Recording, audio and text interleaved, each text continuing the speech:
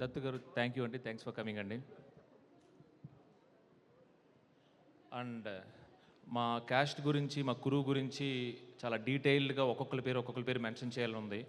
దానికి ఒక separate function, ఎలాగో చాలా దూరం వెళ్తాం మేము, చాలా సక్సెస్ ఫంక్షన్స్ ఉన్నాయి. సో ఒక్కొక్కరి గురించి పర్టికులర్గా మాట్లాడతాను. సో ఇప్పుడు పర్టికులర్గా చెప్పాలంటే చేదు గారు, మీకు నాకు ఉన్న కోఇన్సిడెన్స్ ఏంటంటే, మీ lucky charm Visakha queen. Okay, same నా జీవితంలో కూడా నా lucky charm Visakha queen. Done. And Devi garu, Vasu గారు, ఒకటే ఒక లవ్ స్టోరీ ఉందండి నా జీవితంలో. ప్లీజ్ దయచేసి అదేందని నా క్వీన్ని బీస్ట్ చేయొద్దు మీరు. డన్. అండ్ నాగార్జున గారు, చైతు గారికి ఈ హిట్ రావడం మీకు ఎంత సంతోషంగా ఉందో నాకు తెలుసు. మీ మాటల ద్వారా, మీ మొక్క కౌలికల ద్వారా, మీ ట్వీట్ ద్వారా నాకు తెలిసింది. ఒకటేంటంటే అండి, మీరెంత సంతోషంగా ఉన్నారో అంతకన్నా రెట్టింపు సంతోషం మేము ఉన్నాం. ఎస్, ఇది నిజం అండి, ఇది నిజం. ఓకే, ఇక్కడితో మొదలు ఇంకా అన్నీ సిక్సర్లే అండి.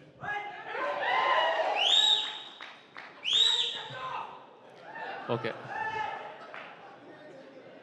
ఓకే, నా ఫ్లో టక్మని కట్టేయింది అనుకో, మళ్ళీ రాదు. Okay, wait. ఆ తర్వాత నేను ఇందాక చెప్పినట్టు ఈచ్ అండ్ ఎవ్రీ యాక్టర్ గురించి, ఈచ్ అండ్ ఎవ్రీ టెక్నీషియన్ గురించి మాట్లాడతాను. ముందుగా దేవి గారు, నేను ఎప్పుడూ చెప్తుంటాను, మళ్ళీ చెప్పాను, ఈ కథని మీరు అర్థం చేసుకున్నట్టు ఎవ్వరూ అర్థం చేసుకోలేదండి. నిజంగా ఈ కథ మీ మ్యూజిక్ రూపంలోనే తెర మీదకి వచ్చింది. ఎస్, థ్యాంక్ యూ అండి, థ్యాంక్ యూ వెరీ మచ్. ఇలాంటి పాటలు మీకు అలవాటు, నాకు లేదండి, ఫస్ట్ టైం ఇదంతా. Thank you very much. ఆ తర్వాత నాతో పాటు ఇంత స్ట్రాంగ్గా నమ్మింది ఎవరు అంటే మా ఎడిటర్ నవీన్ నులి.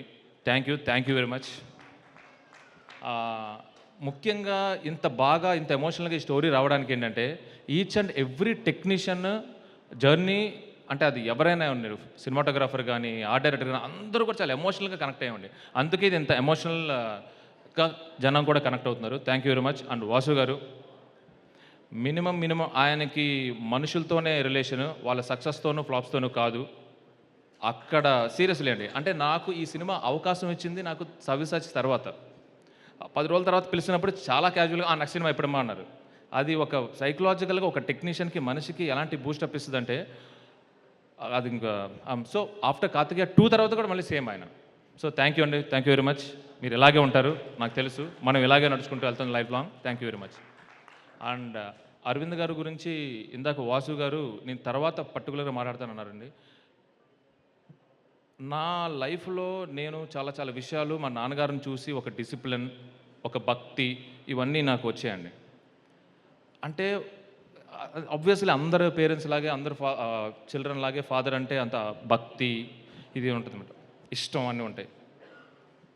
బట్ మా ఫాదర్ అంటే ఇంకా చాలా ఎక్కువ ఇష్టం. అంతకన్నా ఇంకా గొప్ప క్వాలిటీస్ ఉన్నాయా ఎవరిలోనా అని చూసుకుంటే మాత్రం నాకు అరవింద్ గారిలో కనిపించిందండి. అది ఇంకా వేరే లెవెల్ అండి. సో వే ఆఫ్ లైఫ్ అనేది నాకు ఎక్కడన్నా తట్టింది అంటే, ఒకరికి సద్గురు దగ్గర, ఒకరికి రామకృష్ణ పరమహంస దగ్గర, కొంతమందికి స్వామి వివేకానంద ఉన్నట్టు నాకు అరవింద్ గారండి. సీరియస్లీ స్థితప్రజ్ఞుడు. శోభిత గారు తెలుగు ఓకే. నాకు ఇంకొక హ్యాపీ థింగ్ ఏంటంటే, చాలా బాగా తెలుగు మాట్లాడతారు. హ్యాపీ థింగ్ అంత ఆ తెలుగు యాజ్ ఇట్ ఈస్ మా హీరో కూడా ట్రాన్స్ఫర్ చేసేయండి ప్లీజ్. ఎందుకంటే ఫ్యూచర్లో ఒక గొప్ప హిస్టారికల్ మూవీ చేయబోతున్నాం.